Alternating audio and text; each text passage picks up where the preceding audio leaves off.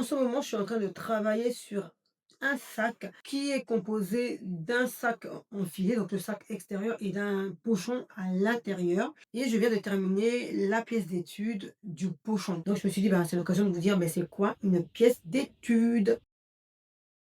La pièce d'étude, c'est simplement le fait de travailler sur un élément précis de notre projet, de notre sac. Donc ici, c'est sur le pochon. Donc ça va consister à vérifier la faisabilité d'une technique de couture, d'une technique de montage, d'une façon d'assembler, enfin la façon d'assembler qu'on a choisi. Par exemple, moi, avec le pochon, je ne veux pas que mon pochon soit doublé, je veux pas non plus me contenter d'un surjet et je déteste placer du biais. Donc, je me suis dit que je voulais quand même une propreté nette à l'intérieur. Et donc, c'est pour ça que j'ai fait une pièce d'étude pour vérifier comment est-ce que je pouvais faire pour avoir cette netteté, cette couture propre, ne pas avoir de bord brut visible à l'intérieur et aussi avoir quelque chose de propre, de beau en haut. Donc j'ai coupé mon tissu dans un petit format, plus petit que mon pochon, parce que mon pochon sera de cette taille-là. Donc j'avais d'abord fait une première pièce d'étude dans un grand format et pour ne pas gaspiller de tissu, puisque je voulais juste tester une façon de faire, j'ai coupé dans un plus petit format. Donc la pièce d'étude, c'est vraiment ça. C'est un moyen de vérifier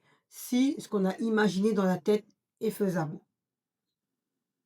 Voilà. Moi, c'est génial. Je suis créatrice de sacs à Amiens. N'hésite pas à me suivre si tu veux plus de contenu de ce genre. Et aussi, si tu veux télécharger mon e-book gratuit, e-book dans lequel je te donne tous les conseils et les étapes pour créer ton premier sac en toute autonomie, commande sac et je te l'envoie en DM.